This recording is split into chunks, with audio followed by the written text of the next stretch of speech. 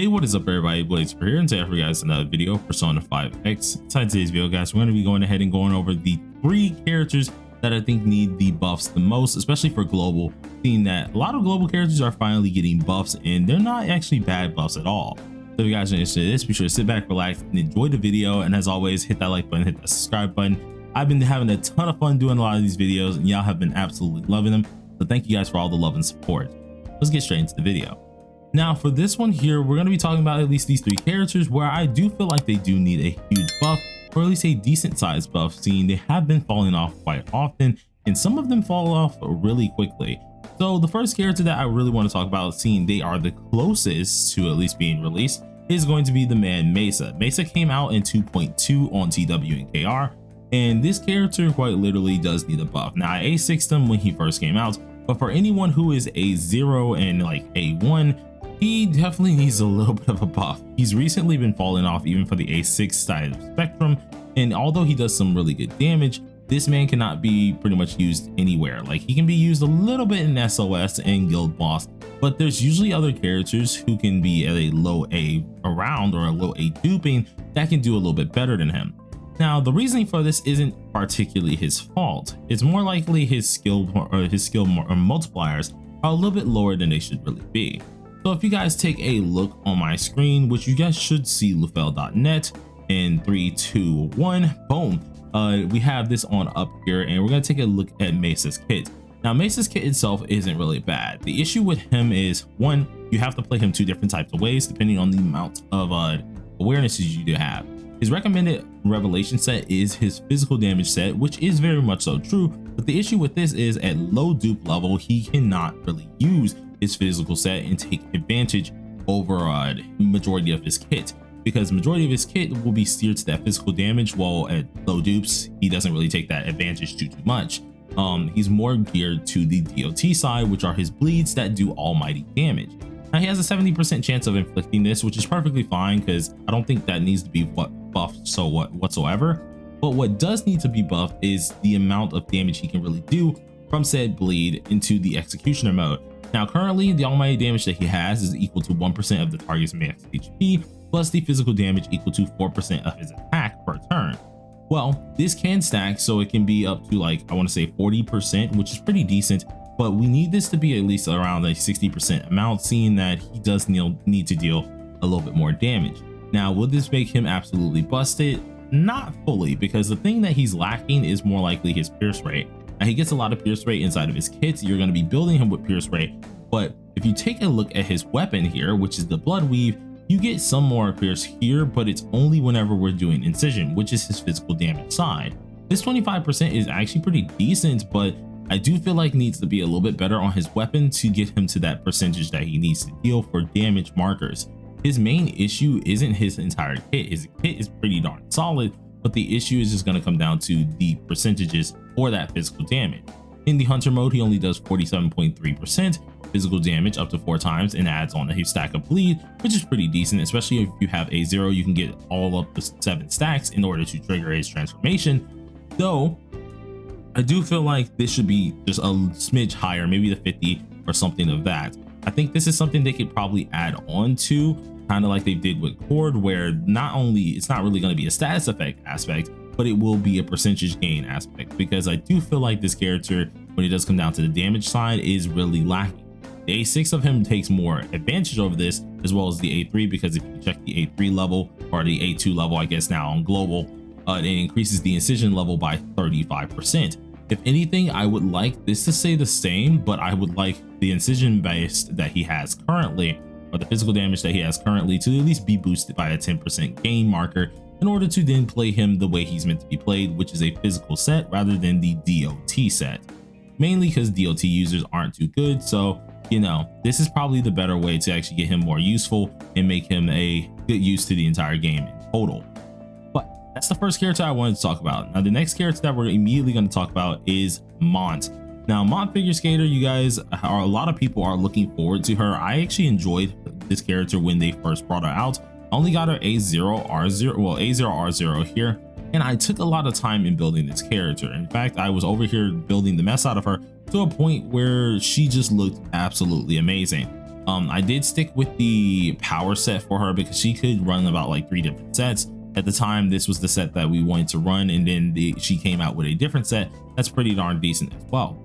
But this one overall was not a problem on her full-on damage. She does a decent bit of damage, but it slowly does fall off, much like Messa. But the issue comes down to her follow-up attack.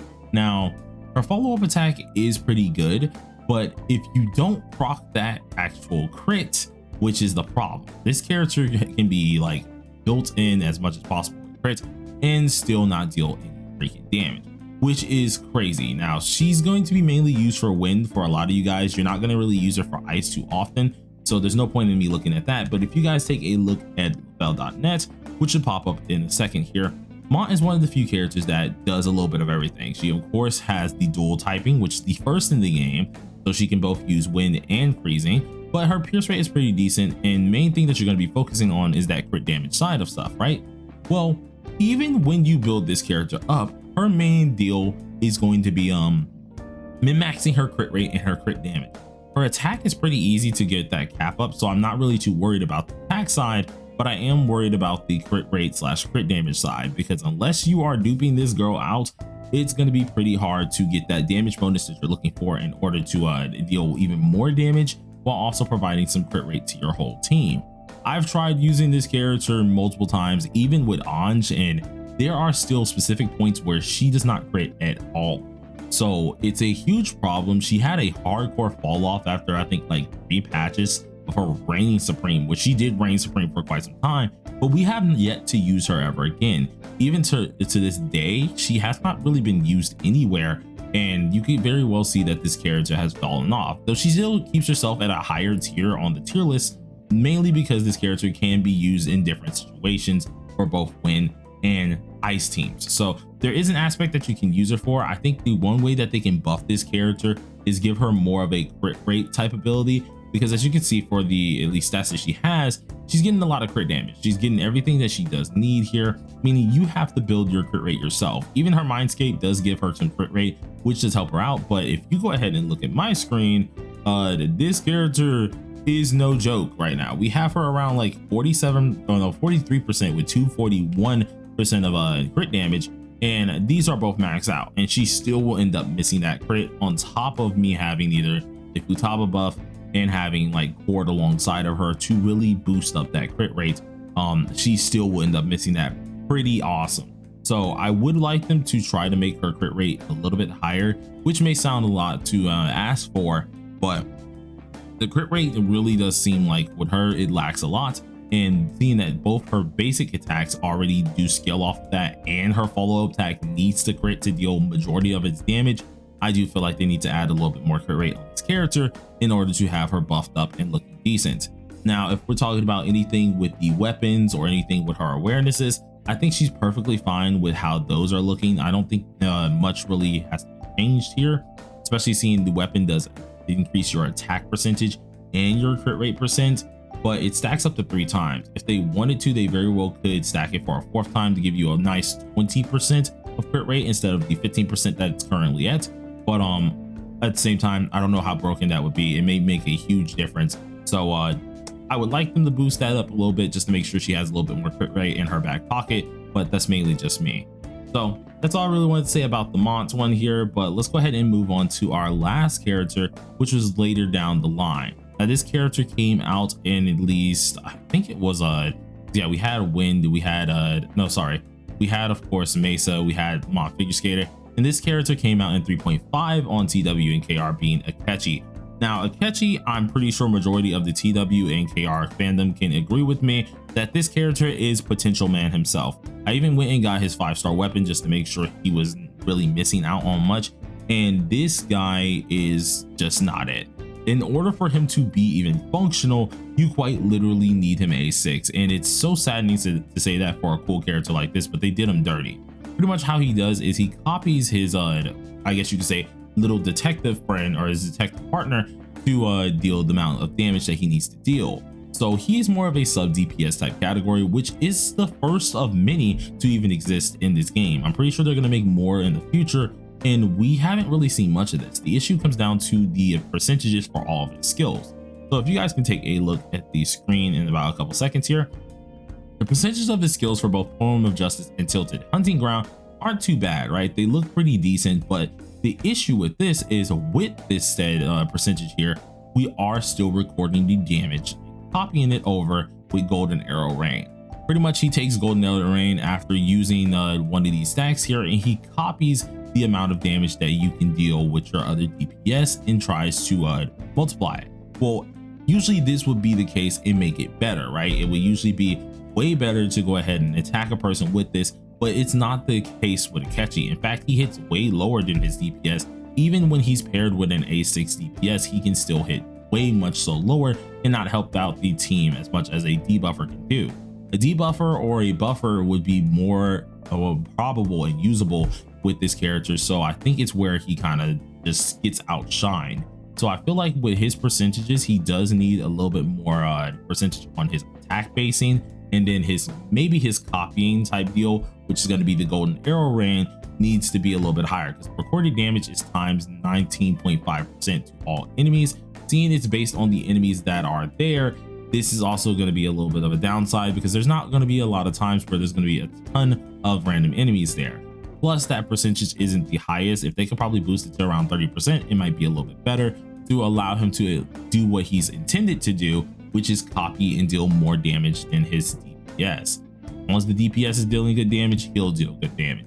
And where we see this the most is at the A6 mount, where you can see obviously the recorded damage of Precise Arrow is now increased by 50%.